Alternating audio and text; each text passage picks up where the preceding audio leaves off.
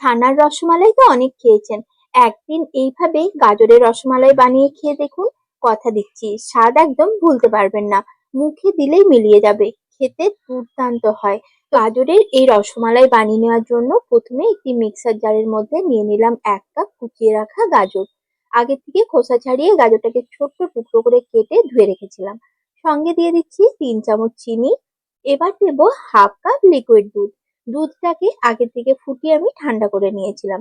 এবার সবকিছুর একদম এরকমই একটা স্মুথ পেস্ট তৈরি করে নিতে হবে। তারপর একটি কড়াইয়ের মধ্যে নিয়ে নিচ্ছি ১ চামচ ঘি। আমি কিন্তু এখনো গ্যাসটা অন করিনি। তার আগে কড়াইয়ে ঘি দিয়ে তার মধ্যে তৈরি করে রাখা মিশ্রণটা গাজরের দিয়ে দিলাম। এবার এখানে দিয়ে দেব ওই ৩ থেকে ৪ চামচ মতো দুধ। মিক্সার জারটা ধুয়ে দুধটা দিয়ে দিলাম।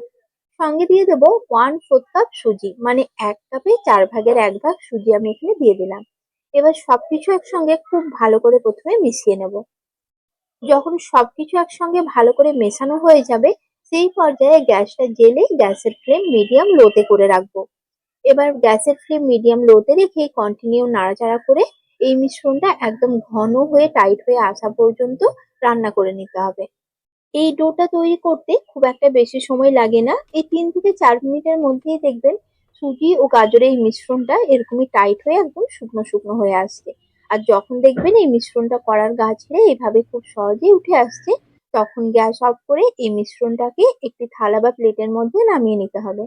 আর এখন মিশ্রণটি যেহেতু খুবই গরম রয়েছে, তাই জাস্ট একটু ঠান্ডা করে নেব। তারপর হাতে অল্প ঘি লাগিয়ে এইভাবে ডোয়ের কিছুটা করে অংশ নিয়ে ভালোভাবে গোল শেপ বা রসমালাই শেপ দিয়ে দেব।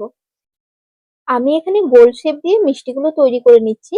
আপনারা চাইলে লম্বাটে অথবা চ্যাপ্টা করেও তৈরি করে নিতে পারেন। আর মিষ্টিগুলো তৈরি করার সময় দেখবেন এরকম যেন ক্র্যাক বা ফাটল না আসে। তাহলে আরো ভালো করে মিষ্টিটা তৈরি করে নিতে হবে। না হলে দুধে দেওয়ার পর ফেটে যেতে পারে।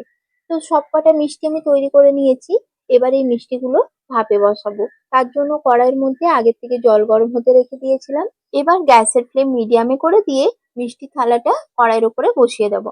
তারপর পুরোপুরি ১০ মিনিটের জন্য ঢাকনা দিয়ে ঢেকে মিষ্টিগুলো ভাপে বসাবো।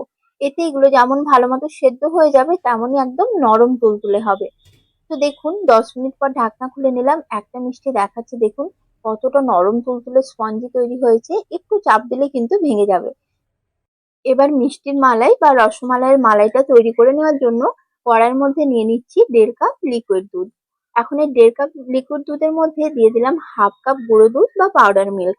এতে দুধটা খুব তাড়াতাড়ি ঘন হয়ে যাবে আর মালাইটাও খেতে দারুণ টেস্টি হয়। তাই পারলে চেষ্টা করবেন এইভাবে দুরকম দুধ দিয়ে মালাইটা তৈরি করার। এখানে আমি ৪ চামচের মতো চিনি দিয়ে দিলাম।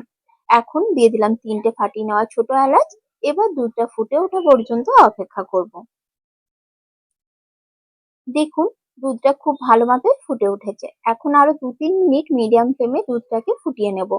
তাহলেই দেখবেন দুধটা অনেক ঘন হয়ে যাবে। এবার এই দুধের মধ্যে আমি তৈরি করে রাখা মিষ্টিগুলো এক এক করে দিয়ে দেব। তবে গ্যাসের ফ্লেম এই পর্যায়ে অফ করে দিতে হবে। কারণ মিষ্টিগুলো তো আগে থেকেই সেদ্ধ করে বা ভাপিয়ে নেওয়া হয়েছে।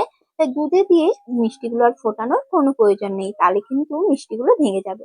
গরম মালাইয়ের মধ্যে মিষ্টিগুলো দিয়ে একটু নাড়াচাড়া করে নিয়ে ওপর থেকে আমন্ড, কাজু ও পেস্তা কুচি ছড়িয়ে দেব। তারপর মিষ্টিগুলো ঢেকে রাখবো পুরোপুরি ঠান্ডা হওয়া পর্যন্ত। আজকের রেসিপি আপনাদের কেমন লাগলো কমেন্টে অবশ্যই জানাবেন। আর প্লিজ একবার হলেও ট্রাই করে দেখবেন, খেতে জাস্ট দুর্দান্ত হয়।